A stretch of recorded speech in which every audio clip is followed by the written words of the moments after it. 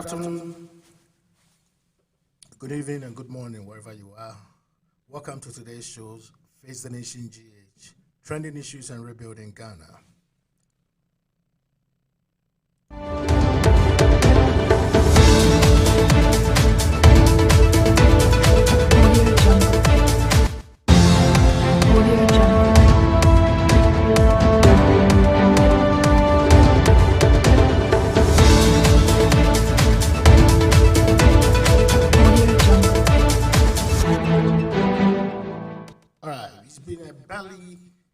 Today is February, like a month ago, near Corpus. So on trending issues and rebuilding Ghana, no. Once more, may I welcome you here to the show, no. And trending issues and rebuilding Ghana, no. And rebuilding Ghana, and we're going to talk about the participation of the Ghana Police Service and the Ghana military, where the 2020 elections is concerned. Precisely, presidential election has been rejected. It's been challenging the apex court of the country, precisely the Ghana Supreme Court. Now, let's consider the other aspect. The kind of atrocities we normally see and what are we doing? Say they ain't repeating itself with you. So,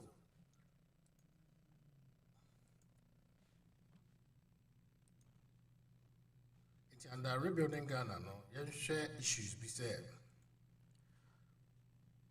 Was it time for change of trial procedures in Ghana courts based on the challenges I here experienced in the Supreme Court and some of the rulings that is coming out? A lot of people are suggesting, say, yeah, certain procedural changes. I mean, some will be for it, some will be against it.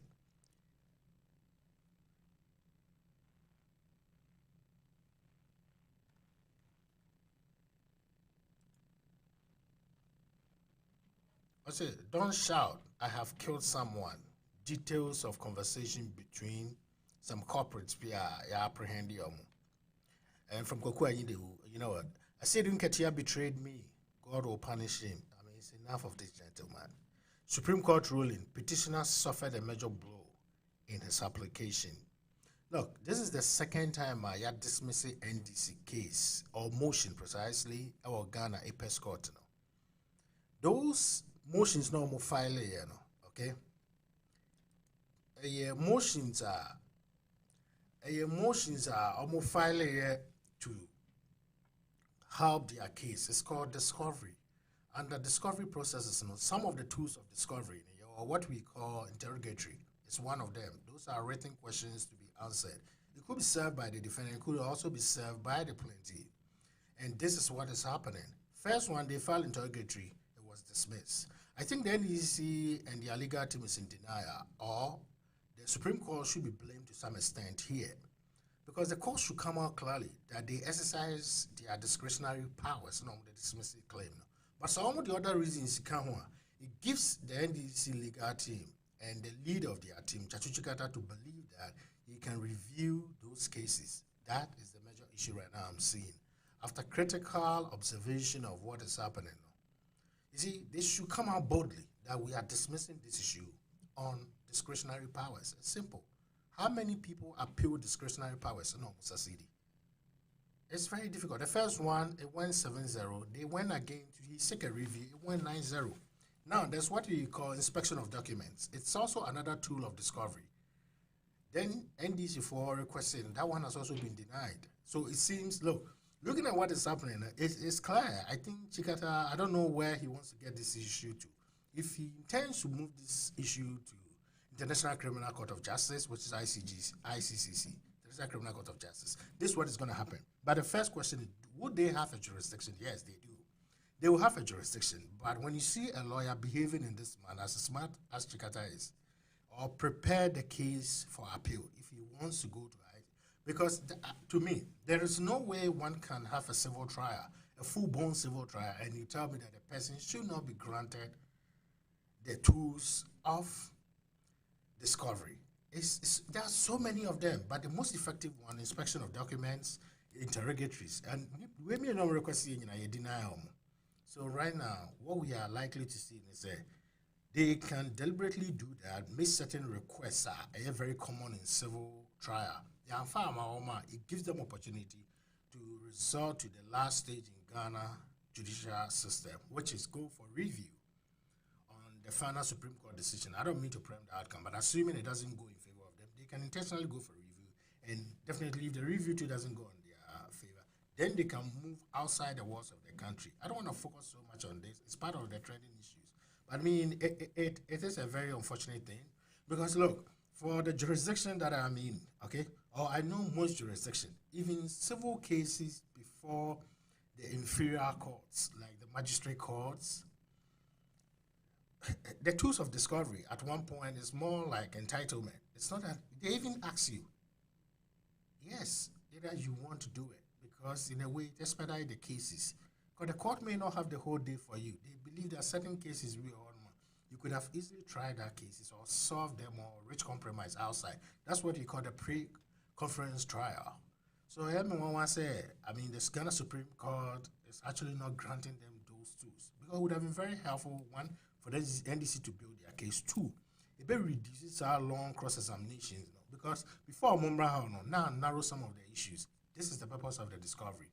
But all in all, let's get into another issue, another trending issue in rebuilding Ghana. I say after Kufuor, Bawumia is our next president. Political analyst tells Alan Chemartin right in his face. There's a political analyst called Nana Otie-Tuso Kokobin. Look, I read this post earlier on before the show. This is what I made out of it. When you have any basis we are to buttress it.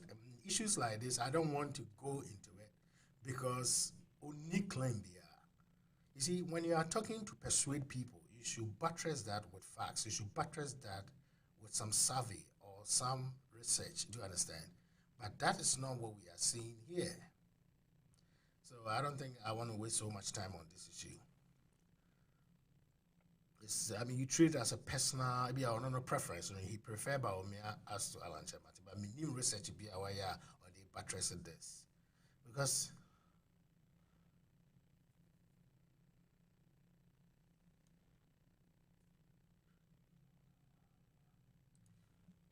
there's another issue. So from Ochre Dakon, you threatening Jim Mensah's life, and now you have a problem with her security. You see, it has actually divided the country as to Jim Mensah having military on their side or not. I listened to one security expert that private people cannot use the military unless there's a state of emergency. And as it stands right now, Ghana hasn't declared state of emergency because there hasn't been any coup d'etat or anything. So the military, they are getting them so much involved in civilian activities. In as much as some may have training on civil disorder and civil order, how to ensure civil order, I don't think it's in line with the position of the law. And whoever that is advising the president on that issue, I don't think it's right. Right from the election, we saw what happened in Techiman, and we saw what happened in Ghana's parliament deploying the military. Some people may even deem that as a constitutional coup. It's just unfortunate that nobody shut down NCA and declared that I'm the president. But that was wrong. Psychologically, you are telling the military something that apart from them, nobody else can bring civil order. If that is the case, then you are preparing them to take over the country. I don't think it's an ideal. Okay? We have an established democratic institution, and therefore, let us stick with the system that we have.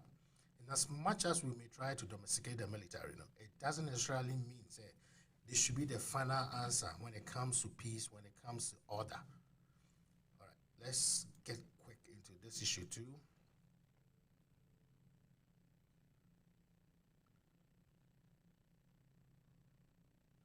See, now everywhere in Ghana today, it's about COVID-19. I think we've done a couple of videos. It's up to the people. And Gabby is asking, why? Is there a problem with police and military protecting Jim Mensah? There is a problem. Yes, with police it's okay. But once you get the military involved, there is a problem, Jake. Hey, there's a problem, Gabby.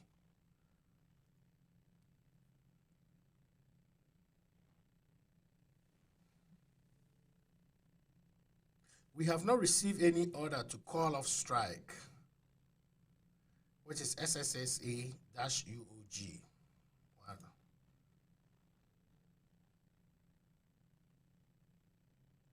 According to Benefsin, I think say based on analysis nearby, Benefsin is also saying, says MPP supporters at about the Bawumia, he will not win Ashanti region vote. vote. And those that are calling for consensus, and I don't think it's an ideal. What they looking at the situation between Baumia and Acheampong, you see, I have very limited time. I don't want to speak so much into it. I don't see it as a threat. It's a manageable risk. Okay, it's how they will conduct the contest, and then they post unity. There shouldn't be any intimidation. They should allow the people to go to the polls and express their democratic rights. Say, Allah don't let them vote for him. Baumia don't let them vote for them. This is not the first time MPP won such a contest. We saw that in even Sunyani and Breaky Party. What happened in the University of Ghana and Breaky Party? Run up to 2016 election. We saw what happened and Breaky Party. I don't think it's anything a bit say party.